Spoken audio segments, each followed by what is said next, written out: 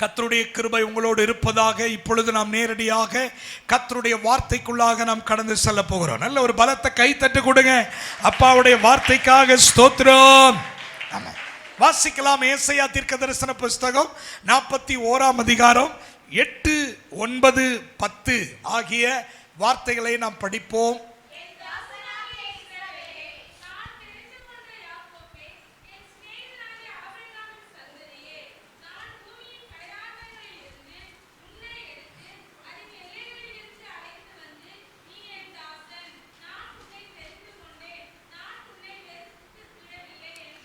ஆண்கள் ஒருத்தர் படிங்க. கடைசி வசனம் இல்லைங்க, 10ஆம் வசனம்.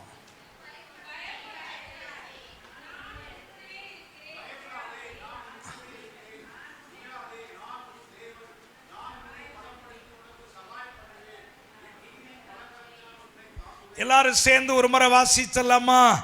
நீ பயப்படாதே, நான் உன்னுடனே இருக்கிறேன். திகையாதே, நான் உன் தேவன். நான் உன்னை பலப்படுத்தி உனக்கு சகாயம் பண்ணுவேன். என் நீதியின் வலது கரத்தினால் உன்னை தாங்குவேன். ஜெபிப்போம். அன்புள்ள தகப்பனே, அப்பா, உம்முடைய வாக்குக்காக நாங்கள் துதிக்கிறோம். ஆண்டவரே, உம்முடைய வார்த்தைகள் எங்களுக்கு ஊனும் பலனுமாய் இருப்பதற்காக ஸ்தோத்திரம். வார்த்தையை கொண்டு என்னோடு பேசும், எங்கள் அனைவரோடும் பேசும். இயேசுவின் நாமத்தில் பிதாவே, ஆமென்.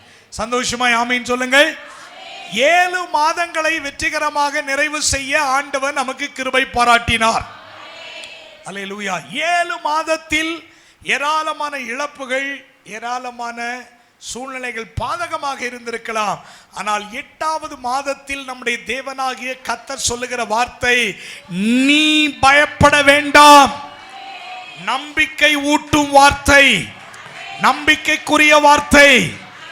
7வது மாதத்தில் பயந்து நடுங்கி ஒவ்வொரு சூழலை கண்டு நீங்கள் பயந்து பயந்து வாழ்ந்திருக்கலாம். ஆனால் 8வது மாதத்தில் அடியெடுத்து வைத்த உங்களை பார்த்து நம்பிக்கை ஊட்டும் வார்த்தையை சொல்லுகிறார். எதை கண்டும் பயப்பட வேண்டாம். சத்தமிட்டு ஆமென் சொல்லுங்க. அவர் உங்கள் வலது பாரிசத்தில் இருக்கிறபடியா அசைக்கப்படுவதில்லை. ஹல்லேலூயா, ஹல்லேலூயா. ஏனென்றால் உன்னோடு இருக்கிறேன். 2வது சொல்ல, திகையாதே. ஏன் திகைப்பு? நான் உன் தேவன், உன்னுடைய தேவன் என்று சொல்லுகிறார். அடுத்து சொல்ல, நான் உன்னை பலப்படுத்தி, ஸ்ட்ரென்தன் பண்றவர் அவர்தான். பலப்படுத்தி உனக்கு என்ன செய்வேன்? சகாயம் பண்ணுவேன். என் நீதியின் வலது கரத்தினால் உன்னை தாங்குவேன். சகாயம் அப்படின்னாலே என்ன அர்த்தம் தெரியுமா? சகாயமா கிடைக்குது அப்படின்னா நமக்கு நல்ல தெளிவா புரியும். சகாயமா கிடைக்குது அப்படின்னா இலவசம். ஒன்று சொல்லட்டுங்களா? என் அப்பா சமூகத்திலிருந்து வரக்கூடிய அத்தனை ஆசீர்வாதங்களும் உங்களுக்கும் எனக்கும் கிடைக்கிறதுக்கு பேரு தான் சகாயம். அல்லேலூயா. சகாயமா கிடைக்கும்.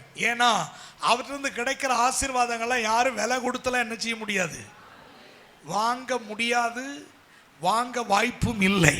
ஆமென் சொல்லுங்களேன். அவற்றிலிருந்து வர்றது முற்றிலும் நமக்கு இலவசம் என்று வேதம் சொல்லுகிறது. ஆமென்.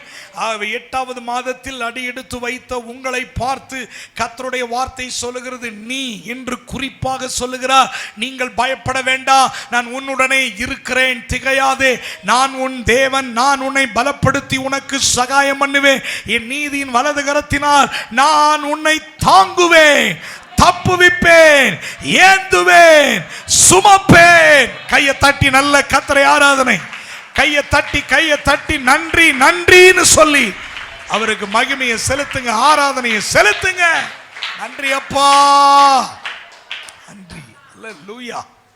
இப்ப இந்த வாக்கு தத்துவம் யாருக்கு அப்படின்னு பார்த்தா, ஏசாயா 41:8 வாசிங்களேன்.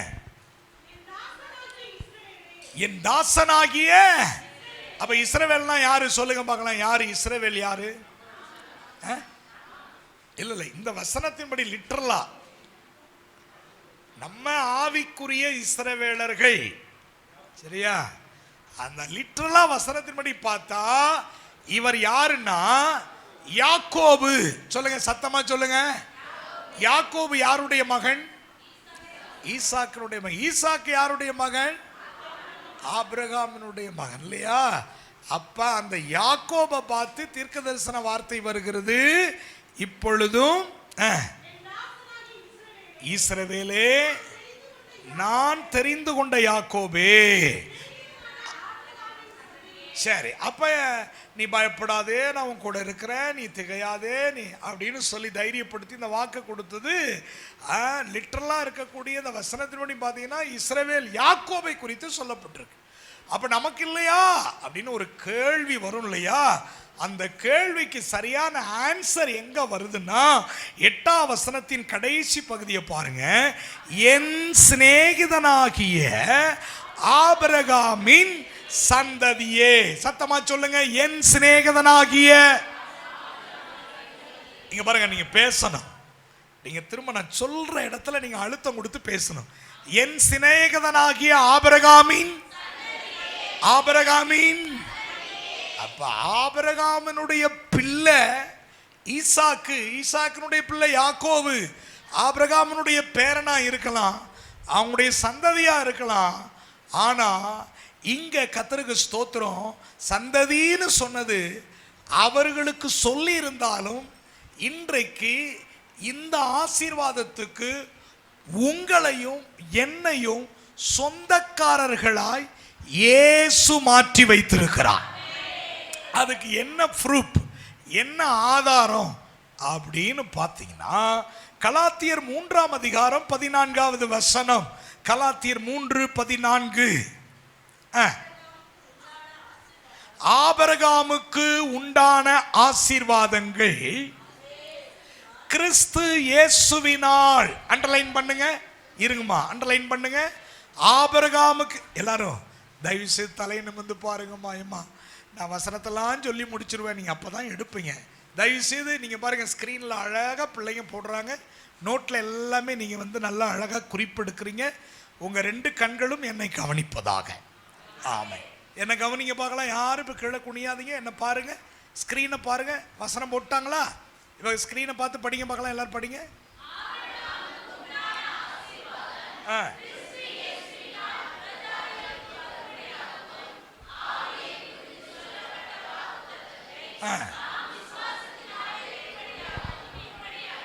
சரியா? இப்ப இந்த வசனத்துல தான் உள்ள இருக்கிற மறைபொருள் ரகசியத்தை நான் உங்களுக்கு சொல்ல போறேன். சரிங்களா? ஆமா, இஸ்ரவேலுக்கு சொல்லப்பட்டதா யாக்கோபுக்கு சொல்லப்பட்டதா தீர்க்க தரிசன வார்த்தை அப்படின்னு ஒரு சந்தேகம் நமக்கு வரலாம். கர்த்தருக்கு மகிமை உண்டாகட்டும். அவர்களுக்கு மாத்திரமல்ல ஆபிரகாமினுடைய ஆசீர்வாதம் இங்கே மிக தெளிவாய் துல்லியமாய் ஆவியானவர் எழுதி வைத்திருக்கிறார். ஆபிரகாமுக்கு உண்டான ஆசீர்வாதம் யாக்கோபுக்கு மாத்திரமல்ல, கிறிஸ்து இயேசுவினால் புறஜாதி. புரிஞ்சவங்களுக்கு நல்ல ஆமீன் வருது, ஸ்தோத்திரம் வருது. புரியாதவங்களுக்கு ஒரு சத்தமும் வரல. ஏன்னா நீங்களும் நானும் யூத வம்சத்தை சார்ந்தவர்கள் அல்ல, நம் அனைவரும் புறஜாதி. இயேசு அறியாத சந்ததியில் பிறந்து வளர்ந்தோம். பொதுவாக இந்தியா அப்படின்னாலே புறஜாதி தான். சரிங்களா? நம்மளாம் அந்நியர்கள், அந்நியர்களும் பரதேசிகளுமாய் பாளையத்துக்கு புறம்பே கிடந்தோம். கர்த்தருடைய ஆசீர்வாதத்துக்கு நம்மெல்லாம் பாத்திரவான்கள் அல்ல. நம்ம புறம்பாக்கப்பட்டோம், தள்ளப்பட்டோம், நம்மெல்லாம் ஒதுக்கப்பட்டு கிடந்தோம். ஆமாம், கர்த்தர் உங்களை ஆஸ்வதிப்பாருமா. கர்த்தருக்கு ஸ்தோத்திரம். இந்த வசனம் சொல்லும் பொழுதே காலில் விழுகிறார்கள். அதெல்லாம் ஒரு ஆசீர்வாதம் தான். அதனால கர்த்தருக்கு மகிமை உண்டாகட்டும். அதனால இந்த ஆசீர்வாதங்கள் எல்லாம் யூத ஜனங்களுக்கு மாத்திரம் அல்ல, புறஜாதிகளாய் இருக்கிற நமக்கும் அப்பா பகிர்ந்து கொடுக்கிறார். அதனாலதான் இப்ப அந்த வசனத்தை நல்லா ஷார்ப்பா படிக்க பார்க்கலாம். ஆபிரகாமுக்கு உண்டான ஆசீர்வாதம். அப்படி நிறுத்துங்க, அப்படியே நிறுத்துங்க. ஆபிரகாமுக்கு உண்டான ஆசீர்வாதம் எவ்வளவு பெருசு?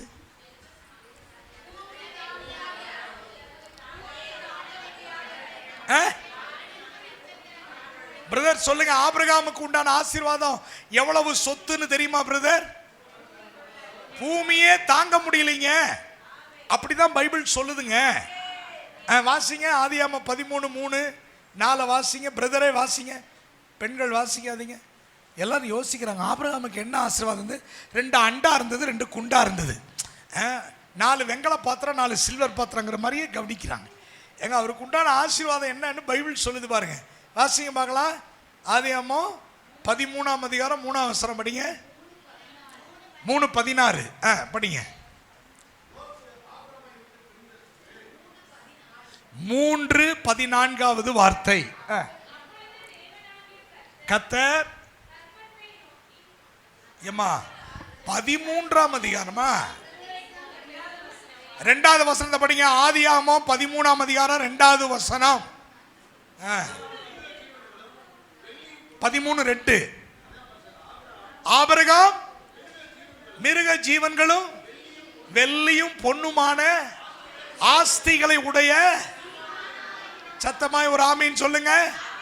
13:2 ஆதியாகமம் 13:2 அவருக்கு என்னென்ன இருக்கு? மிருக ஜீவன்கள். அன்னைக்கெல்லாம் பெரிய சொத்து என்ன தெரியுமா? இன்னைக்கெல்லாம் நம்ம பொண்ணை தான் பெருசா பார்க்கிறோம், கோல்டு தங்கத்தை. ஆனா அன்றைக்கு இருந்த ஆபிரகாமுக்கு முதல் சொத்தே ஆடு மாடு தான், மிருக ஜீவன்கள். அந்த நாட்கள்லயே அவருக்கு என்ன இருந்தது? வெள்ளியும் இருக்கிறது, பொண்ணும் இருக்கிறது. அதுல என்ன தெரியுங்களா? கணக்கே கிடையாது, கணக்கில்லாத சொத்து.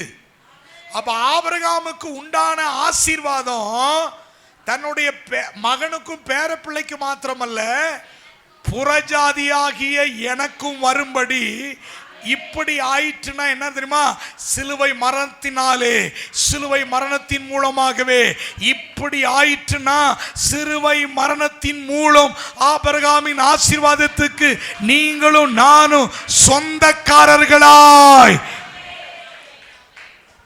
கிறிஸ்து மாற்றி இருக்கிறார். இப்ப புரியுதுங்களா? இப்ப படிங்க, கலாத்தியர் 3:14 படிங்க. ஆசீர்வாதம் நல்ல கவனி. யாரால? யாரால? கிறிஸ்து இயேசுவினால் புறஜாதிகளுக்கு வரும்படியாக. அப்ப இப்ப நான் ஒரு 3 பேரை நிறுத்த போறேன். வாங்க 3 பேர் மேல வாங்க பார்க்கலாம். அப்படியே கடைசியில் 3 பேர் டக்குன்னு வாங்க, வேகமா வாங்கம்மா, டக்குன்னு வாங்கம்மா. இப்போ உங்களுக்கு ஒரு ஆக்ஷன் பண்ணி காட்ட போறேன். ஆமா, சில நேரங்களில் கருகலான விஷயத்தை புரிய வைக்கிறதுக்கு இப்படிலாம் சின்ன சின்ன ஆக்ஷன்லாம் டீச்சிங் லைனில் நான் சில ஆக்ஷன்லாம் அப்படி பண்ணி காட்டுவேன். இப்போ 3 பேர் நிற்கிறாங்க. தள்ளி இப்படி நில்லுங்க, இங்கிட்டு வாங்க. ரைட். இப்போ கவனிக்கணும். எந்த பக்கம் இருக்கும்? இங்கே கூட நில்லுங்கம்மா. எப்படி நில்லுங்க? கீபோர்டை ஒட்டி நில்லுங்க. இந்த 3 பேர் நல்லா தெரியுறாங்களா சார்? ரைட். இப்போ கவனிக்கணும். இப்போ 3 பேர் நிற்கிறாங்க, சரிங்களா? இந்த 3 பேரும் யாரு அப்படின்னு பார்த்தீங்கன்னா, இப்போ என்ன சேர்த்துக்க, நான் தான் ஆபிரகாம். என்ன வச்சுங்க, நான் யாருங்க? ஆபிரகாம். இப்போ நான் ஆபிரகாம். என்னுடைய ஆசீர்வாதம், என்னுடைய சொத்து, எனக்கு இருக்கிற ப்ராப்பர்ட்டி, வெள்ளி பொண்ணு சொத்து ஆஸ்தி எல்லாம் யாருக்கு தான் எழுதி வைப்பேன்? என் பிள்ளையாகிய ஈசா. இப்போ இப்போ இவ தான் ஈசாக்குன்னு வச்சுங்க. இப்போ ஈசாக், இப்போ இவனை ஒரு ஈசாக்கா நீங்கள் பார்க்கணும், சரியா? இப்போ ஏன் சொத்தை ஈசாக்குக்கு நான் எழுதி வைக்கிறேன், சரியா? இப்போ ஈசாக்கு என்ன செய்யறான்னா, இவனுடைய சொத்தெல்லாம் யாருக்கு தான் எழுதி வைப்பான்? இவ தான் யாக்கோபுன்னு வச்சு பேர். இப்போ வச்சு இவ தான் யாக்கோபு. இப்போ இவ யாரு? புறஜாதி. புரியுதா? இப்போ நம்ம வசனத்தின்படி நம்ம பார்க்குறோம், சரிங்களா? ஆமாம் ஆமாம். இவங்க 3 பேர் முற்பிதாக்கலாம், இவ புறஜாதியா. இப்படி யோசிக்க கூடாது. இந்த வசனத்தின்படி நான் உங்களுக்கு புரிய வைக்க நான் விரும்புகிறேன். நான் ஆபிரகாம் அப்படின்னா என் சொத்துக்கு யாரு தான்? என் பிள்ளை தானே வாரிசு. ஆமாம், ஆமாவா இல்லையா? அப்போ என் சொத்துக்கு வாரிசு என் பிள்ளை ஈசாக்குனா, என் பிள்ளை ஈசாக்குக்கு நான் எழுதி வச்சிட்டேன். இப்போ இவன் என்ன செய்யறானா, என் சொத்து இவன் சொத்துன்னு சேர்த்து யாருக்கு எழுதி வைக்கிறான்? யாக்கோபு. இவ்வளோ என் சொத்து இவன் சொத்து எல்லாம் போய் யாக்கோபு வேற 2 பரிவாரத்தோட வந்தான். மாமனார் வீட்டில் போய் சம்பாரிச்சுட்டு வர்றான். 2 பரிவாரம்னா, ஒரு பரிவாரம்னா ஒரு ராஜாக்கு இருக்கக்கூடிய சொத்து, அவன் சொந்த கையினாலே சம்பாதிச்சதே 2 பரிவாரமா. எப்படி பாருங்களேன். அப்ப இவன் என்ன சொல்றானா, தாத்தா வீட்டு சொத்து எனக்கு வேணாம்பா, தோத்திரம் தோத்திரம், உங்க சொத்து எனக்கு வேணாம்பா, நான் உங்களுக்கு ஆடு மாடெல்லாம் என்ன செய்யறேன், உங்களுக்கு முன்னால அனுப்பி இருக்கிறேன், அதை வாங்கிக்கின்னு யாக்கோபு சொல்றான். ஆமீன் சொல்லுங்க பார்க்கலாம். அப்ப அவ்வளவு சொத்து, என் சொத்து இவங்க சொத்து அவங்க சொத்து எப்படி இருக்கும் யோசிச்சு பாருங்க நீங்க. அவ்வளோ ப்ராப்பர்ட்டி இருக்கு. கர்த்தருக்கு ஸ்தோத்திரம். அப்ப இஸ்ரவேலுக்கு சொல்லப்பட்ட இந்த வாக்குத்தத்தம் இருக்கு பாருங்க, என் சிநேகிதனாகிய சந்ததியே அப்படின்னு தீர்க்கதரிசனம் உரைக்கப்பட்ட ஏசாயாவினால் உரைக்கப்பட்ட வார்த்தை இந்த யாக்கோபுக்கு மாத்திரமல்ல, இத்தனை ஆசீர்வாதங்களும் இந்த 3 பேருடைய ஆசீர்வாதங்களும் எங்க இப்ப வந்திருக்குன்னா, புறஜாதியா இருக்கிற இந்த மகள் மீது இப்பொழுது பலமாய் இறங்கி வருகிறது. நீங்க கையை தட்டுறது ரசிச்சு ருசிச்சு தட்டுற மாதிரி தெரியல, ஏதோ தட்டன மாட்டுக்குங்கிற மாதிரி தட்டுறீங்க. சத்தியத்தை புரியல. ஆபிரகாமுக்கு இருந்த ஆசீர்வாதம் புறஜாதியாகிய இந்த மகள் மீது வந்து இறங்கி இருக்கு. இப்ப நான் சொல்றேன் பிரதர், புறஜாதியா இருக்கிற இந்த மகளுக்கு கொடுக்கிற ஆசீர்வாதத்தை எவராலும் தடுக்க முடியாது. ஏன் தெரியுமா? தீர்மானம் எடுத்தவர் கர்த்தர். பிதாவாகிய தேவன் தீர்மானம் எடுத்ததனால இந்த ஆசீர்வாதம் புறஜாதியா இருக்கிற இந்த மகள் மீது இறங்க வேண்டும் என்பதற்காக கிறிஸ்து இயேசு விண்ணுலகை விட்டு மண்ணுலகத்துக்கு வந்து சிலுவையில சாபத்தை வாங்கிட்டு ஆபிரகாமின் ஆசீர்வாதத்தை இங்க கொட்டிட்டாரு.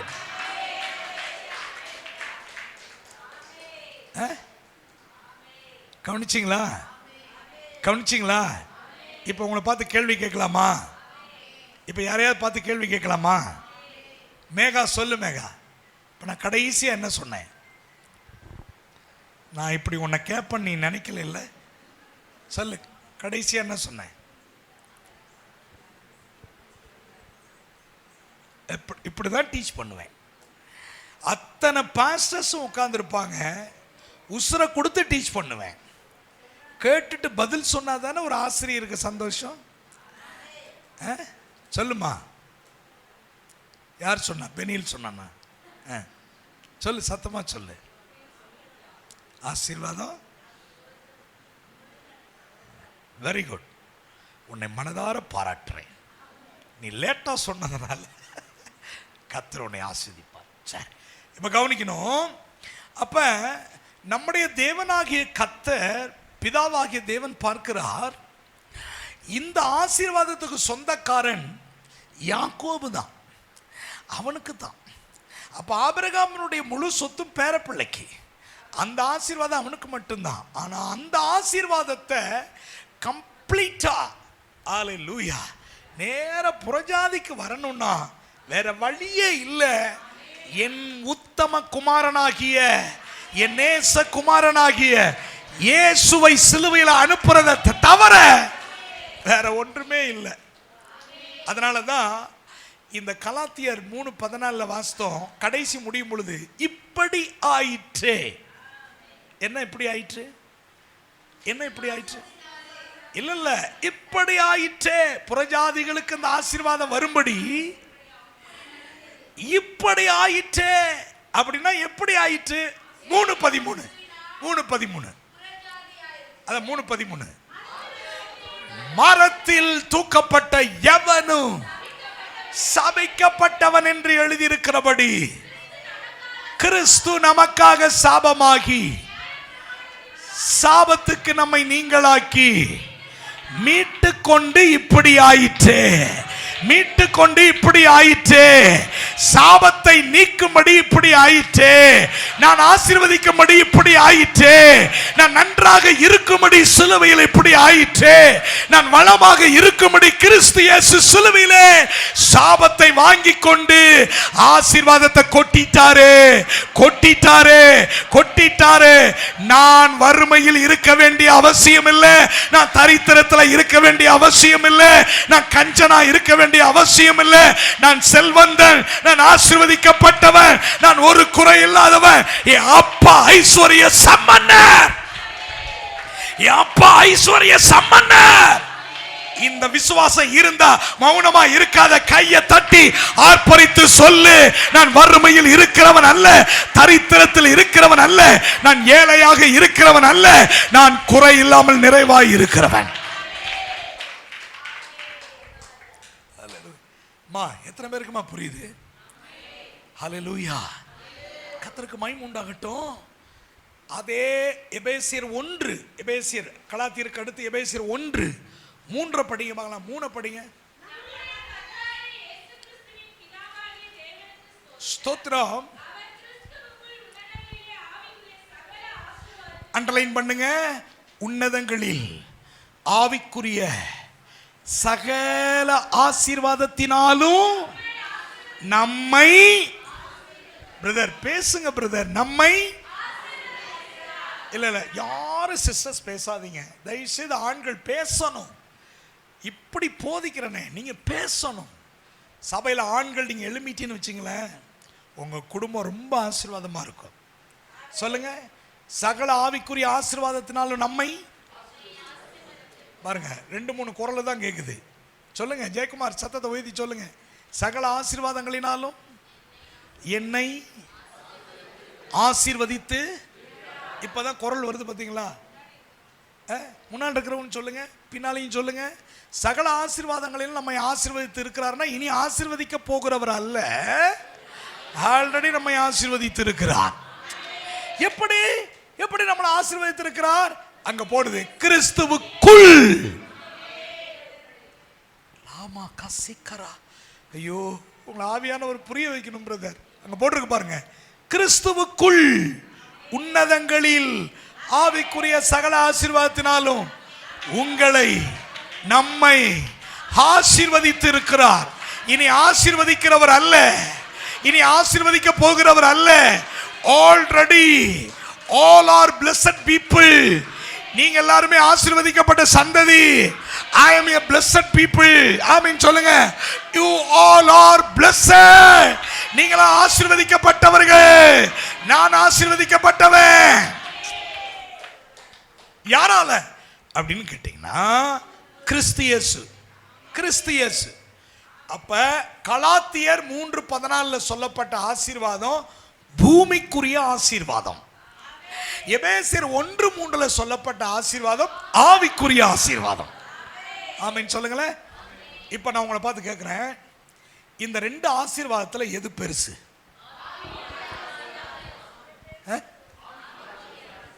சத்தியமாலும் உண்மையாக நீதியாக நான் கேட்கறது, இதுல எது ரொம்ப பெருசுன்னு கேட்கிறேன். அப்ப நம்ம எதுக்கு முன்னுரிமை கொடுக்கணும்னு கேட்கிறேன். ஏன் தெரியுமா? இந்த ஆவிக்குரிய ஆசீர்வாதத்துக்கு ஒரு புறஜாதியா இருக்கிற ஒரு தேவப்பிள்ளை முன்னுரிமை கொடுத்துட்டீங்கன்னா, உலக பிரகாரமான ஆசீர்வாதம் என்னை பின்தொடரும், உங்களை பின்தொடரும், உங்களை பின்தொடர்ந்து வரும். எத்தனை பேர் நம்புறீங்க? அதுக்கு நல்ல உதாரணம் பாருங்களேன். கர்த்தருக்கு ரூத்து. ரூத்து இல்லையா, ஒரு புறஜாதி இல்லையா? இல்லையா? ஆமாவா? அவ எதை முக்கியப்படுத்தி முன்னால வந்தா? அல்லேலூயா. மாமி இன்னிலிருந்து ஓ சாமி. ஏன் சாமி? புரிஞ்சவங்களுக்கு தோத்திரம் வரும். சரி, ஆமா.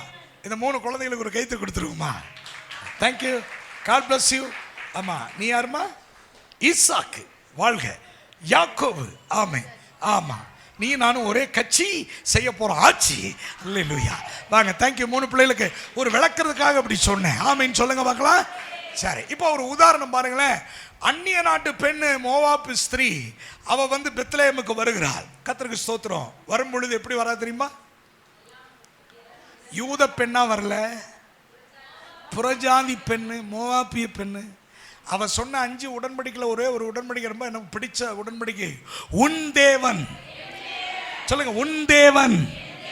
உன் தேவன்.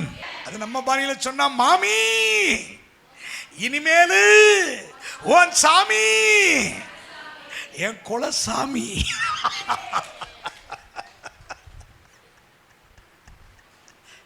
தேங்க்யூமா. ஆமா, கத்திரிக்கு பின்னால் இருந்து ஒரு ஃபீட்பேக் வருது.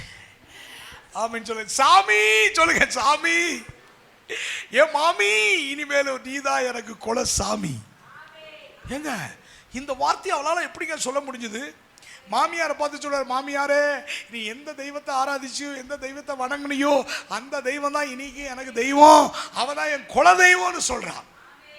பாருங்க, இந்த தீர்க்கமான முடிவு எப்ப ரூத் எடுத்தாலோ இவளை ஆசீர்வதிக்கணும்னு கர்த்தர் தீர்க்கமான முடிவு எடுத்துட்டார். ஹல்லேலூயா, கர்த்தருக்கு மகிமை உண்டாகட்டும். சந்தோஷமா களி கூறுங்க மக்களே, சந்தோஷமா மகிழ்ந்துருங்க மக்களே. இப்ப இருக்கிற சூழ்நிலையை பார்த்து சோர்ந்து பலனற்று போய்விட வேண்டாம்.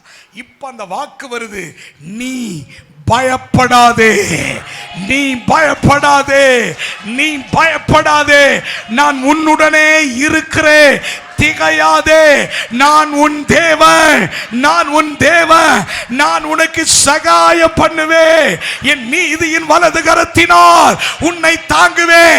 கையை தட்டி தான் நல்லா அர்ப்பணித்து ஆமென் சொல்லுங்க.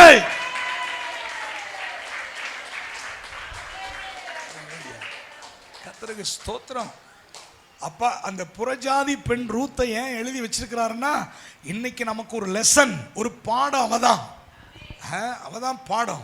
அதனால எடுத்த தீர்மானத்தில் எப்படி இருந்தா தெரியுமா, உறுதியா இருந்தா. கர்த்தருக்கு ஸ்தோத்திரம். நான் சொல்றேன், நீங்க போராடாதீங்க, போய் அதையும் இதையும் பெற்றுக்கொள்றதுக்கு போராடாதீங்க.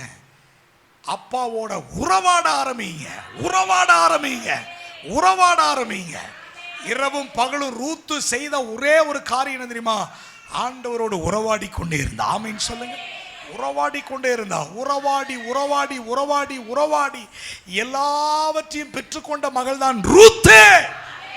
கர்த்தருக்கு ஸ்தோத்திரம். ரூத்து கேட்கிற எதையும் எதையும் பெற்றுக்கொள்ள முடியும். இப்ப பெற்றுக்கொள்றதுக்கு ஒரு வழியை மட்டும் சொல்லிட்டு ஜெபிக்க போறேன். அப்படியானா பூமிக்குரிய ஆவிக்குரிய ரெண்டு பிளெஸிங்ஸும் எனக்கு தேவை. இதுல ஆவிக்குரிய ஆசீர்வாதம் முதலிடத்துல வைக்கிறேன். ஆமீன் சொல்லுங்களேன். சரி, இப்ப பூமிக்குரிய ஆசீர்வாதம் என்ன? வீடு, வாசல், வண்டி, லொட்டு லொஸ்கு, அந்தஸ்து, ஆஸ்தி, படிப்பு, கல்வி, இதெல்லாம் பூமிக்குரிய ஆசீர்வாதம். ஆவிக்குரிய ஆசீர்வாதம் என்ன சொல்லுங்க? என்ன ஆவிக்குரிய ஆசீர்வாதம்னா? தெய்வீக சமாதானம், தெய்வீக இரக்கம், தெய்வீக கருணை, தெய்வீக பலன், தெய்வீக வரங்கள், தெய்வீக கனிகள். இதெல்லாம் எங்க போனாலும் விலை கொடுத்து வாங்கவே முடியாது. இது இருக்கிற ஒரே இடம் கிறிஸ்து இயேசுவுக்குள் இருக்கிறது. அதுதான் பிறப்பிடம், அதுதான் ஊற்று, அதுதான் இருப்பிடம், அதுதான் உருவாக்குகிற இடம். அங்கிருந்து அதை பெற்று கொள்ளணும்னா நான் புறஜாதியா இருந்து இப்ப ஆவிக்குரிய இஸ்ரவேலரா நான் மாறணும். இப்ப உங்களுக்கு புரியுதுங்களா? நான் இப்ப புறஜாதி இல்லை, நான் ஆவிக்குரிய இஸ்ரவேலராய் மாற்றி இருக்கிறேன். அந்நீரும் பரதேசியமாய் கிடந்த என்னை கர்த்தர் தூக்கி எடுத்து ஆவிக்குரிய சந்ததியாக என்னை மாற்றி வைத்திருக்கிறார். ஒரு ஸ்பிரிச்சுவல் ஜெனரேஷனாக என்னை உருவாக்கி வைத்திருக்கிறார். அதனால நான் அந்நியன் அல்ல. ஆமென் சொல்லுங்கள். நான் கர்த்தருடைய பிள்ளை. சொல்லுங்க வாய் திறந்து. நான் கர்த்தருடைய பிள்ளை, கர்த்தருடைய பிள்ளை, கர்த்தருடைய ஆசீர்வாதத்துக்கு சொந்தக்கார, கர்த்தருடைய ஆசீர்வாதத்துக்கு சொந்தக்கார, ஆபிரகாமின் சந்ததி. சொல்லுங்க சொல்லுங்க, ஆபிரகாமின் சந்ததி. இப்ப நான் சொல்லும் போது சந்ததின்னு சொல்லணும். ஆபிரகாமின், சத்தமா கர்த்தர் கேட்கட்டும். ஆபிரகாமின், நான் ஆபிரகாமின், நான் சந்ததி. அல்லேலூயா. இந்த உறுதி எப்பொழுதுமே இருக்கணும். கர்த்தருக்கு ஸ்தோத்திரம். அதனாலதான் இந்த வாக்கு அப்படியே அப்படியே ஏற்றுக்கொண்டு இதை பெற்றுக்கொள்றதுக்கு வசனம் என்ன சொல்லுது தெரியுமா? இப்ப அதை மட்டும் படிச்சுட்டு முடிச்சிருவோமா? கலாத்தியர் அதை 3:14 வசனத்தை படிங்க, சீக்கிரமா படிங்க. ஆபிரகாமுக்கு உண்டான ஆசீர்வாதம் கிறிஸ்து இயேசுவினால் புறஜாதிகளுக்கு வரும்படியாகவும் அந்த ஆவியை குறித்து சொல்லப்பட்ட வாக்கு தத்த வார்த்தையை நாம் நான் திரும்ப அழுத்தம் கொடுத்து சொல்றேன். நான் எங்க ஆரம்பிக்கிறேன்னா மீதி நீங்க படிங்க. நாம் பெரும்படியாக இப்படி இப்படி. அப்ப அத்தனை ஆசீர்வாதத்தையும் பெற்றுக்கொள்றதுக்கு வழி என்ன? விசுவாசம். விசுவாசத்தினாலே பெரும்படியாக. ஒரு பலசரக்கு கடைக்கு போய் நான் துட்டு கொடுத்தா எனக்கு சரக்கு கொடுப்பான், பலசரக்கு எனக்கு கிடைக்கும். ஆனால் கர்த்தருடைய ஆசீர்வாதத்தை பெறணும்னா அங்கே போய் துட்டு கொடுத்து வாங்க முடியாத ஆவிக்குரிய ஆசீர்வாதத்தை அங்கே போய் வாங்கிறதுக்கு நம்ம பயன்படுத்தக்கூடிய ஒரே ஒரு துட்டு அப்படின்னு சொன்னாலும் சரி, அல்லது ஆயுதம்னு சொன்னாலும் சரி, அல்லது பொருள்னு சொன்னாலும் சரி, அவர்கிட்ட வரக்கூடிய ஆசீர்வாதங்களை பெறதுக்கு நாம் செலுத்தக்கூடிய ஒன்னே ஒன்று, அவர் மேல வைக்கிற அளவிட முடியாத விசுவாசம். எப்படி ஒரு கையை தட்டு கொடுத்துருக்கலாம் தெரியுமா? அதனாலதான் இதை அறிந்து கொண்ட பவுல் சொல்லுகிறார், ரோமர் 1:17 சொல்லப்பட்டிருக்கிறது. ரோமர் 1:17 ரொம்ப அழகான ஒரு வார்த்தை சொல்லப்பட்டிருக்கிறது. வாசிங்க பார்க்கலாம். விசுவாசத்தினாலே, திரும்பவும் சொல்றேன், விசுவாசத்தினாலே, திரும்பவும் சொல்லுங்க, விசுவாசத்தினாலே. அப்போ ஒரு நீதிமானுடைய பிழைப்பை பணத்துக்குள்ள வைக்கல, பதவியில வைக்கல, பட்டத்துல வைக்கல, சொத்துக்குள்ள வைக்கல, தங்கத்துக்குள்ள வைக்கல, வெள்ளியில வைக்கல. நீதிமான்களே, ரட்சிக்கப்பட்டவர்களே, ஞானஸ்நானம் எடுத்தவர்களே, அபிஷேகம் பண்ணப்பட்டவர்களே, தேவ மக்களே, உங்களுடைய பிழைப்பு பிழைப்பு பிழைப்பு விசுவாசத்துக்குள் இருக்கிறது. அதனால உங்க விசுவாசம் ஸ்ட்ராங் ஆகட்டும். இப்போ நம்ம ஜெபிக்க போகிறோம், விசுவாசத்தோட ஜெபிக்க போகிறோம். அப்போ அதை பெற்றுக்கொள்ளணும்னா நம்ம விசுவாசம் தான். அப்போ விசுவாசம் எப்படிப்பட்டது? ஸ்ட்ராங்காக இருக்கு, உறுதியானது. விசுவாசம் எப்படிப்பட்டது? நான் சொல்லட்டுமா? ஒரே ஒரு வார்த்தையில் சொல்லட்டுமா? எல்லாம் அழியும், அழியாதது ஒன்று இருக்குமே ஆனால் கர்த்தர் மேல் வைக்கிற விசுவாசம். 1 பேதுரு 1:7 அழிந்து போகிற பொன் அதை பார்க்கிலும் விலையேற பெற்றதாகிய உங்கள் விசுவாசம். அதை வாசித்துருங்க, அதை வாசித்துருங்க, அதை வாசித்துருங்க. 1 பேதுரு 1:7 வாசித்துருங்க. போட்டாங்க, படிங்க, ஸ்கிரீன்ல படிங்க, ஸ்கிரீன்ல படிங்க.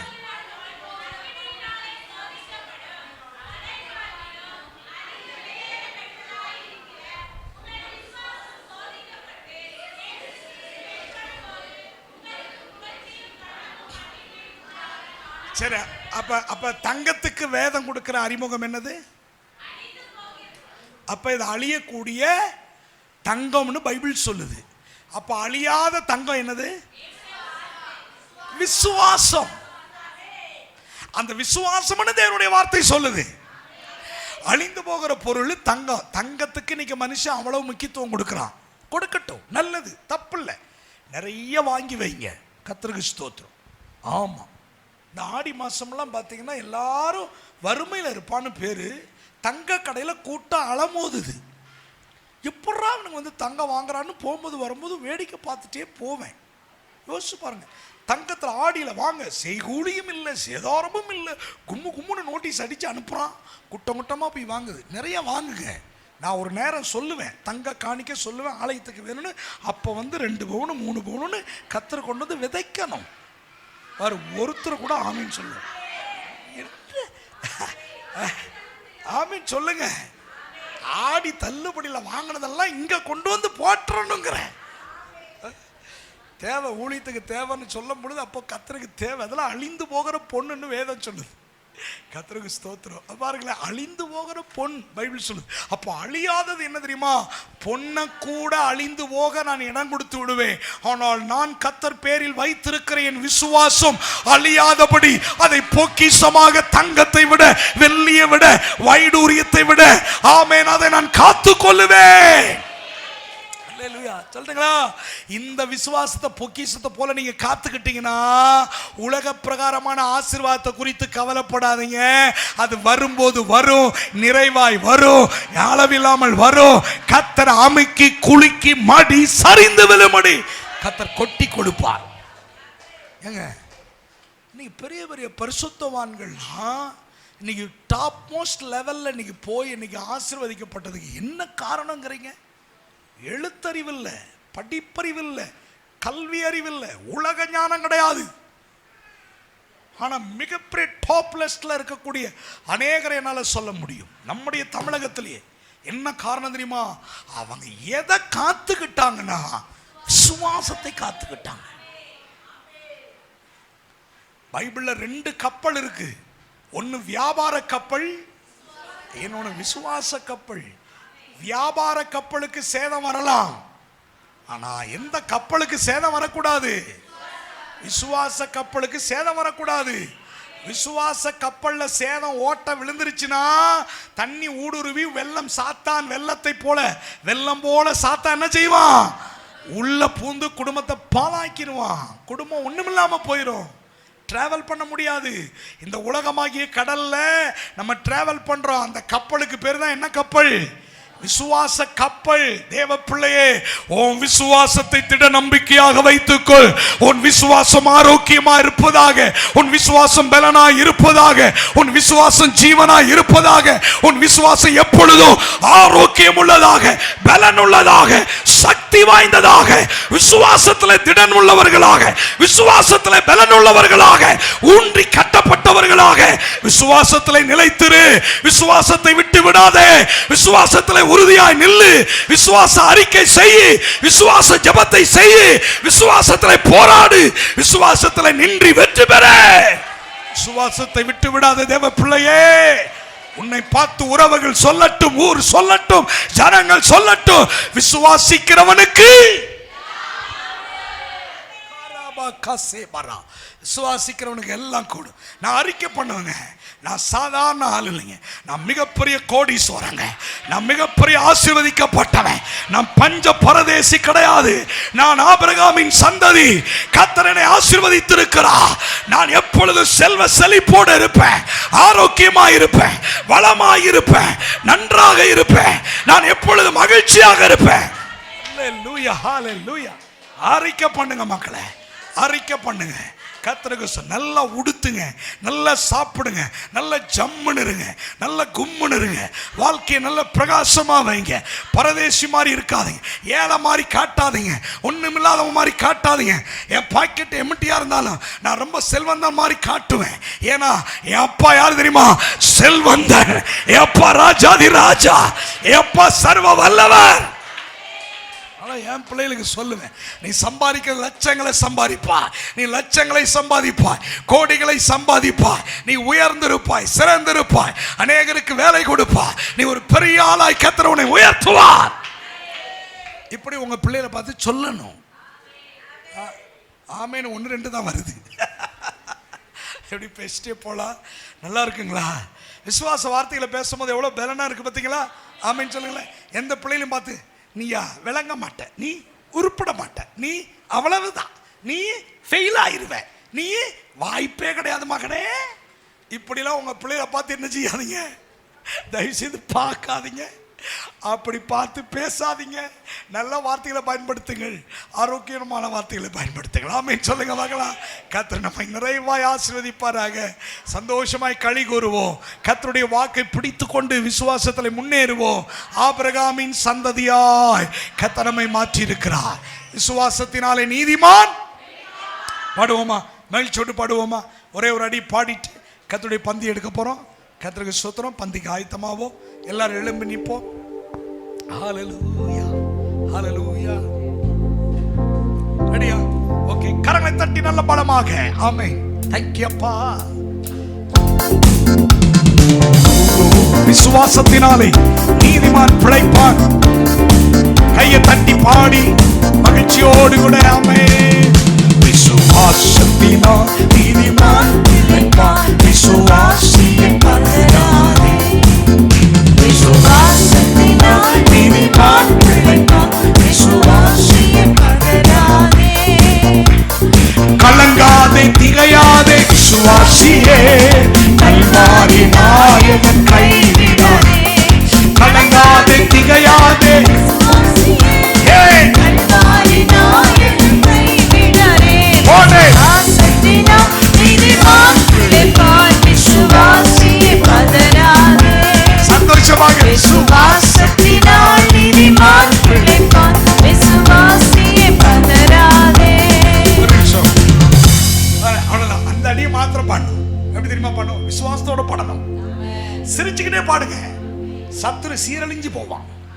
ஆமென் சொல்லி நீ சிரிக்காம உம்முன்னு பண்ணி அவன் சிரிச்சுட்டே பண்ணுவான். நீ பாடுற, ஆனா உனக்குள்ள என்ன கிடையாது, விசுவாசம் இல்லாது. எப்படினாலும் என்கிட்ட தானே வருவேன், வா வா அப்படின்னு அவன் ஒரு பக்கம். அதனால அவனை அடிச்சு தூள் கலப்பணும்னா உள்ள இருந்து இந்த வார்த்தைகளை அறிக்கை செய்து இந்த லைனை மாத்திரம் பாடிட்டே இருக்க. ரெடியா? ஒரு 2 முறை பாடிடுவோமா? 1 2 3 ஸ்டார்ட். நல்ல கையை தட்டி.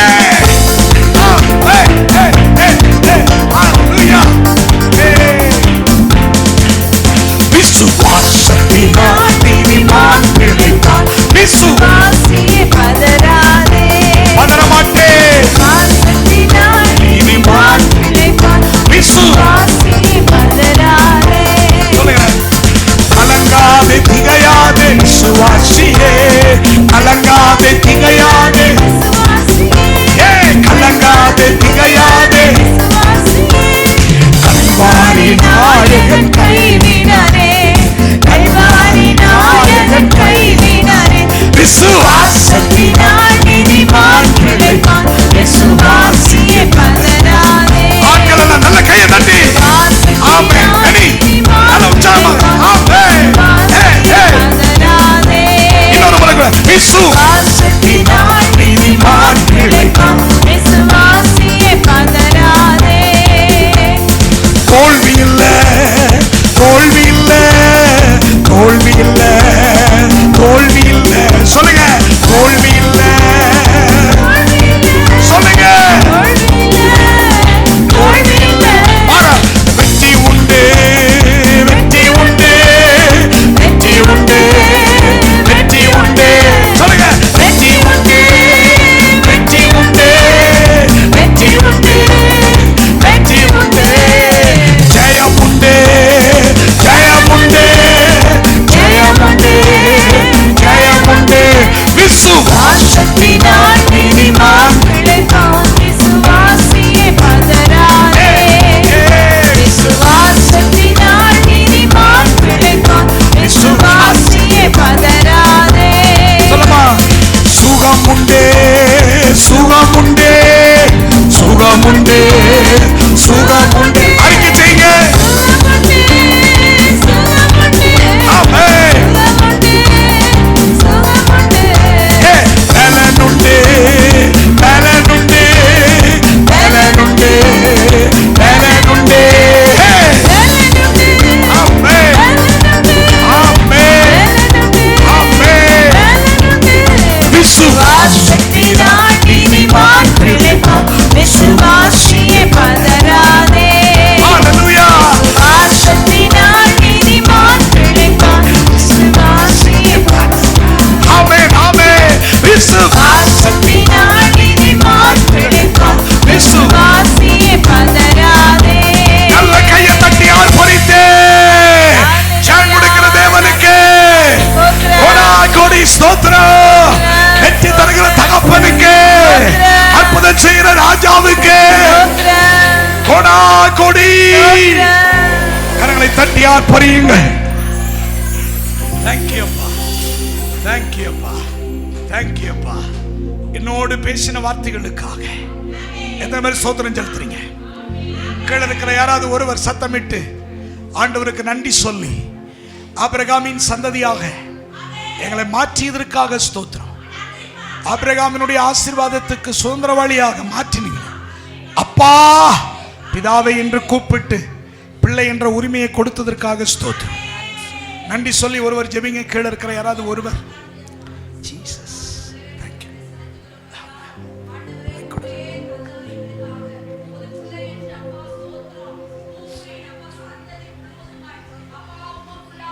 ஆசீர்வதிக்கப்படும், கிறிஸ்துவுக்குள்ளாக ஆசீர்வதிக்கப்படும் என்று சொல்லி அப்பா நீதிமான் விசுவாசத்தினாலே நீதிமான் பிழைப்பான் என்று சொல்லி எங்களோடு நீர் பேசிய திரு வார்த்தைகளுக்காக ஸ்தோத்திரம். சத்தியம் உங்களை விடுதலையாக்கும் என்று சொன்ன தெய்வம் ஒவ்வொருவரையும் குடும்ப குடும்பமாய் ஒப்பு கொடுக்கிறோம் ஐயா. இந்த விசுவாசம் இன்னுமாய் அது துளிர் விட்டு பிரகாசிக்கட்டும் ஐயா. ஆண்டவரே தெய்வம் எதை இழந்தாலும் விசுவாசம் என்னும் கேடகத்தை பிடித்து கொண்டவர்களாய் நாங்கள் நிற்க எங்களுக்கு திராணிய தாங்க. எதை பார்த்து துவண்டு போயிராதபடி இருக்கும்படிக்கு அப்பா உலகத்தில் உள்ளவனை காட்டிலும் எங்களோடு இருக்கிறவர் நீர் பெரியவர் என்பதை உணர்ந்தவர்களாய் எங்களை கிறிஸ்துவுக்குள்ளாக நிலைநாட்டிக் கொள்ள எங்களுக்கு இன்னுமாய் நீர் பலத்தை ஈவையும் தரும்படியா ஜெபிக்கிறோம் ஐயா. கர்த்ததாமே திருவார்த்தையின்படி சத்தியத்தினாலே எங்களை ஜெனிப்பித்த தெய்வம் அப்படியாக முடிவு பரியந்தம் இந்த விசுவாசத்தை காத்துக்கொள்ள முடிவு பரியந்தம் நாங்கள் நிலை நிற்க உதவி செய்யுங்க. திருக்கரத்துல தாழ்த்தி ஒப்பு கொடுக்கிறோம் ஐயா. எங்கள் திருவிருந்து பந்தியை ஆசீர்வதித்து தருவீராக. யார் பலவீனப்பட்டு இருக்கிறார்களோ எல்லாரும் பலவான்களாக மாறத்தக்கதாக ரத்தம் அப்பா உமது அப்பம் அப்படியாக செயல்படும்படி ஜெபிக்கிறோம். தாழ்த்தி ஒப்பு கொடுக்கிறோம். ரட்சகரும் மீட்பருமா இருக்கிற இயேசு கிறிஸ்துவினாலே ஜெபித்து ஜெயம் எடுக்கிறோம் நல்ல பிதாவே. ஆமென். கரங்களை தட்டி கர்த்தருக்கு நன்றி.